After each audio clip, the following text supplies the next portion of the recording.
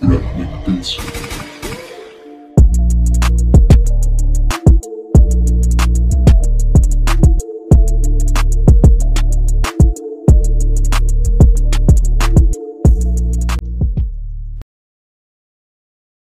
Honda Wave RSX 110 Fi. Bakit nga ba nasabi na isa ito sa pinakamatipid na motor? Pagdating kasi guys sa ganyang gas consumption dahil meron nga itong 67.8 km per liter. Kaya talagang makakaasa tayo na ang motor na ito is pwedeng para sa mga gusto mag-delivery rider, sa mga kababayan natin na gagamitin service para sa trabaho. Tsaka sulit na talaga ang new Honda Wave RSX 110. Doon pa lang kasi guys is panalo na doon pa lamang sa kanyang gas consumption. Kaya makikita mo talaga na pinakamasulit na talaga itong motorsiklo na ito. Kumbaga, kung pagbabasihan mo si Sight 115 ng Yamaha, kung di mo tipo ang itsura nun, pwede sa'yo ang looks ng Wave RSX 110cc. Kumbaga, parang pinapakita lamang po dito na meron tayong choice kung ano ang ating pipiliin. Kamusta naman sa kanyang engine specs? Well, meron nga itong 109 cubic centimeter engine displacement. Naka 4-stroke, single cylinder, single overhead cam with 2 valves, naka air-cooled at ginamitan nga to ng new technology ni Honda na PGM-FI. Kaya talagang lalong tumipid sa gasolina ang new Honda Wave na RSX 110 Fi. Kasi isipin mo yung mga carb type nga na mga Honda, antitipid na nga eh. What if pa na gawin pang Fi?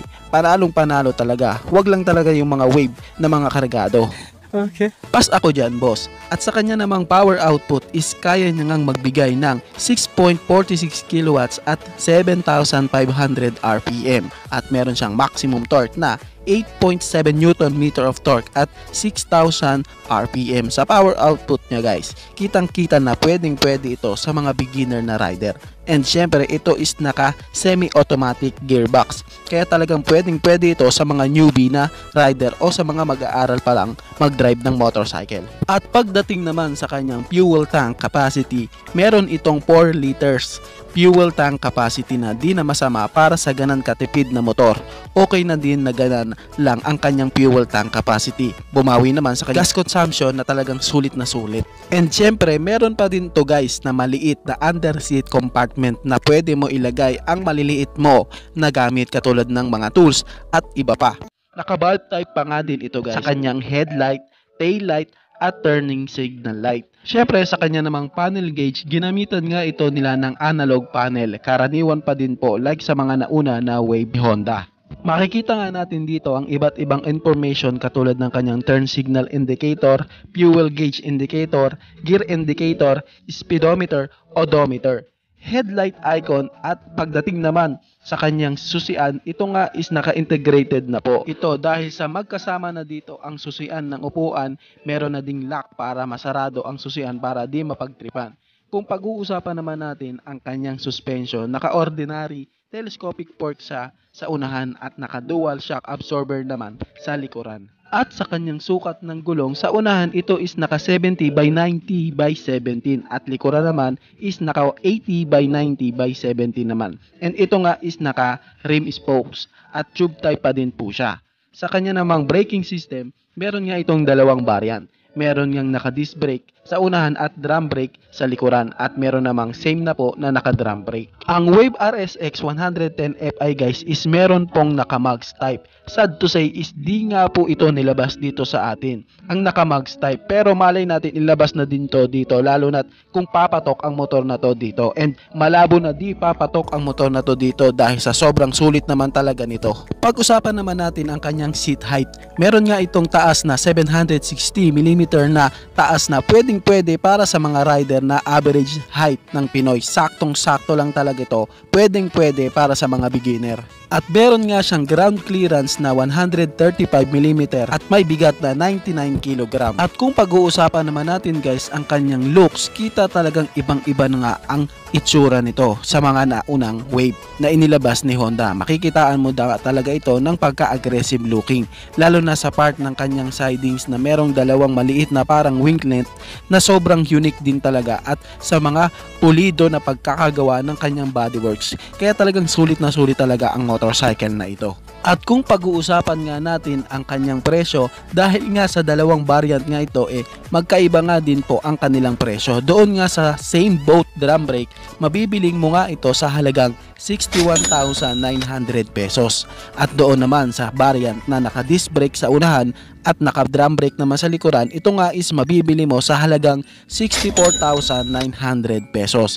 Kaya sa presyo niya guys, kita din talaga na napakasulit at pwedeng pwede ito para sa mga beginner na mga rider na magde-delivery rider and daily use commuter. Talagang sulit na sulit ang motor na ito, ang Honda Wave RSX 110 Fi.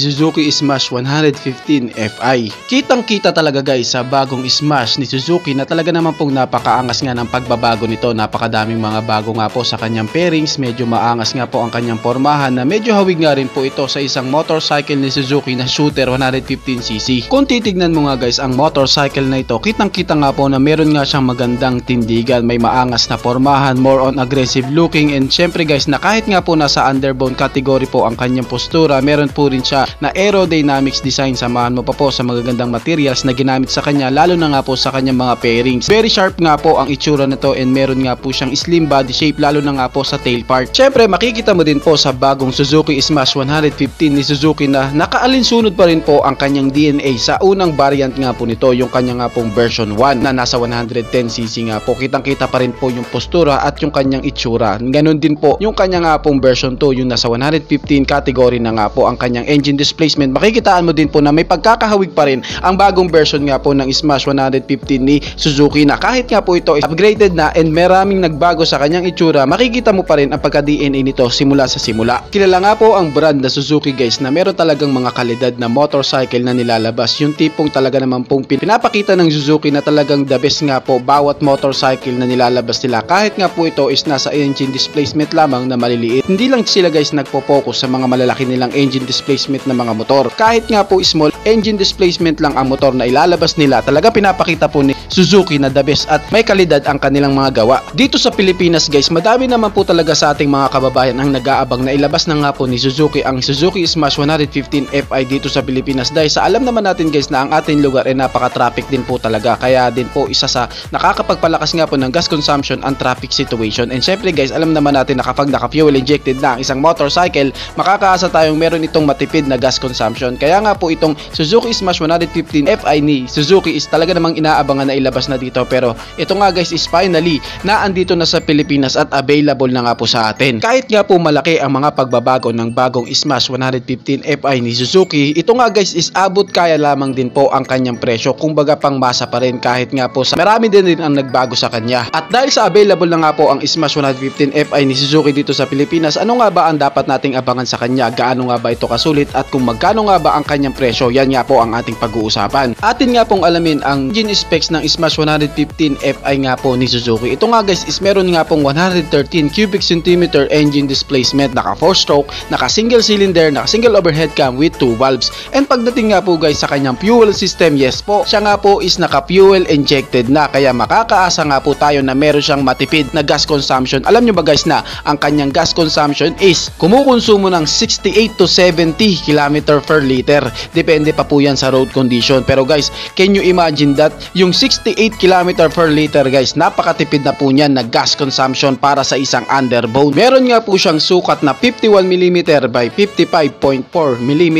sa kanyang bore and stroke. At pagdating naman po sa sukat ng kanyang compression ratio, meron nga po itong sukat na 9.4:1. Pagdating naman po sa kanyang fuel tank capacity, meron nga po itong fuel tank capacity na 3.7 liters and meron nga po siyang wet weight guys na bigat na 94 kg. At pagdating naman po guys sa kanya naman pong transmission, meron nga po itong smooth na 4-speed transmission. Pagdating nga guys sa kanyang mga ilaw, ito nga po is naka halogen type pa rin. Ito nga po ang isa sa nakita kong downside sa kanya. Mas maganda sana kung ginawa na nga pong LED kahit yung kanyang headlight man lamang. Ganun pa rin guys, siya po is naka halogen type pa rin at ang kanya nga pong panel gauge is naka analog gauge pa rin. Same pa rin po sa dati. Ngayon guys, pag-usapan naman po natin ang kanyang mga dimension. Pagdating nga po sa kanyang seat height, meron nga po itong sukat na 745mm friendly nga po ang kanyang height na pwede din po talaga sa mga lady rider natin at talagang sukat na sukat nga po ang height na ito para sa mga Pinoy. Pagdating naman po sa kanyang ground clearance, meron nga po itong sukat na 145mm and ang kanya nga pong wheelbase is may sukat nga po na 1220mm. Ngayon guys, dumako naman tayo sa sukat ng kanyang mga gulong. Sa unahan nga po, meron nga po itong sukat na 70x90x17 at sa likuran naman is may sukat nga po na 80x90x17. Pagdating nga guys sa kanyang braking system, naka-disc brake nga po ang unahan nito and naka-drum brake po ang braking system nito. Doon nga po sa naka-mugs type, pero doon nga po sa spokes wheel version, siya nga po is naka-same drum brake ang kanyang braking system. Ngayon guys, pag-usapan naman po natin ang kanyang mga suspension. Sa unahan nga po, naka-ordinary telescopic fork nga po ang kanyang suspension and meron naman po siyang dual shock absorber naman ang kanyang suspension sa likuran. Pagdating nga guys sa kanyang electric system, siya nga po is electric push start and meron nga po siya guys na emergency kick start. Ngayon guys, dumako naman po tayo sa kanyang power performance. Pag-usapan nga po natin ang kanyang maximum power and ang kanyang maximum torque. Pagdating nga guys sa kanyang maximum power, meron nga po itong 9.3 HP at 7,500 RPM and meron naman siyang maximum torque na 9.10 Newton meter of torque at 6,500 RPM. At para nga po sa power performance na yan guys, makikita talaga na hindi ka talaga mabibitin para sa isang simpang simulang motorcycle. Talaga nga pong sulit na sulit ang performance na yan para sa beginner bike. Sulit na sulit at hindi ka mabibitin, lalo na nga po sa kanyang maximum torque na meron nga pong 9.10 Newton meter of torque at 6,500 RPM na talagang ibibigay po nito ang hatak na hahanapin mo. At dahil sa available na nga po ang new Suzuki Smash 115 fuel injected ni Suzuki dito sa Pilipinas, pag-usapan naman po natin ang kanyang presyo. Talaga bang sulit ito at hindi ba talaga tumaas ang kanyang presyo para sa isang 115cc na motorcycle? Pagdating nga po sa mugs type na variant guys, nagkakahalaga nga po ang kanyang presyo sa halagang 71,400 pesos. Yun po yung kanyang presyo doon sa mugs type. Pagdating naman po sa spokes wheel variant, ang kanya naman presyo is nagkakahalaga ng 66,400 pesos. Kaya makikita talaga guys na ang bagong Suzuki Smash 115 na naka-fuel injected na po is abot kaya pa rin po ang kanyang presyo. Para nga po sa presyo na 71,400 pesos guys sa mags type, talagang sulit na sulit ito. Samahan mo pa sa kanyang braking system na naka-disc brake po sa unahan. Kaya kung naghahanap ka ng motor na meron nga pong matipid na gas consumption tapos meron aggressive looking na talaga namang formang hindi din talaga magpapahuli, I recommend this bike guys para sa inyo. Dahil isa sa talaga namang napaka sulit po na motorcycle ito na available na dito sa Pilipinas na pwede nyo nang mabili. Meron nga pong bodyworks na talaga naman pong napakasulit kahit nga po sa kalit-litang detalye ay napakapulido po ng pagkakagawa. Samahan mo pa sa aggressive looking and aerodynamics design. Sulit na sulit po talaga ang underbone motorcycle na ito, ang Suzuki Smash 115 Fi.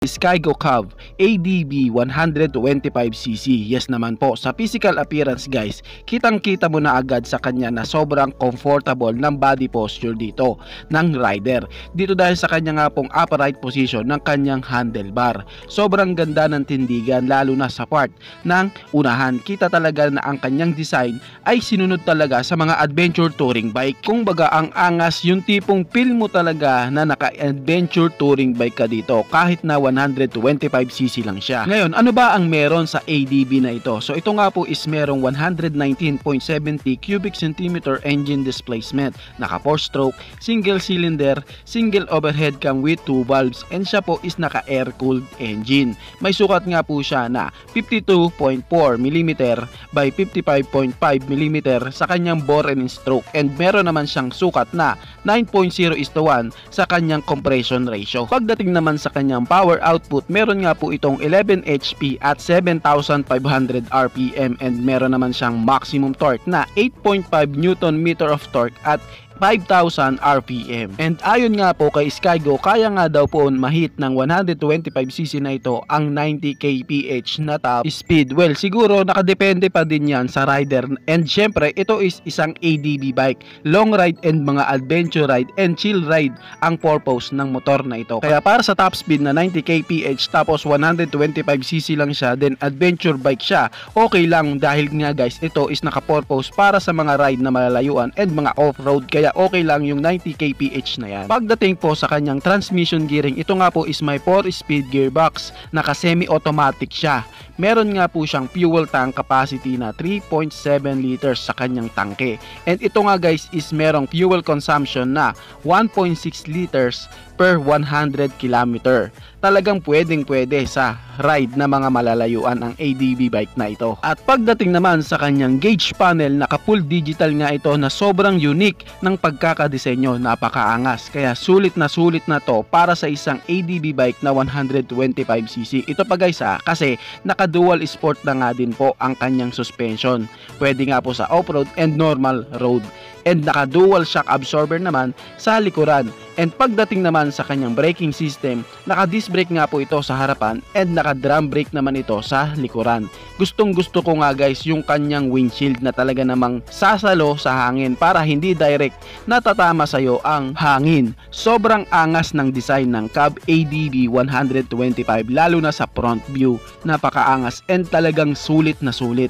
Well, ang mga ganitong klaseng motor guys is recommended lang po para sa mga rider na mahilig sa chill ride, long ride, adventure ride, and syempre comfortable na body posture ang hanap. Ngayon, para doon sa mga rider na ang hinahanap is top speed, mabibilis na motor, magandang gamitin sa mga kurbada para malupit-lupit tayo tignan sa cornering, pasayan, tuhod, well, hindi po recommended ang bike na ito para sa inyo. Kasi guys, uulitin ko po baka kasi ma-misunderstand ng iba nating mga viewers na baka sabihin napakahina naman ng motor na yan. Uulitin ko po recommended lang to para doon sa mga rider na ang hanap is long ride, comfortable na body posture na motor, and syempre sulit na presyo. Ngayon, magkano ba ang Skygo Cub ADB 125cc? Ito nga guys is nagkakahalaga ng 53,000 pesos.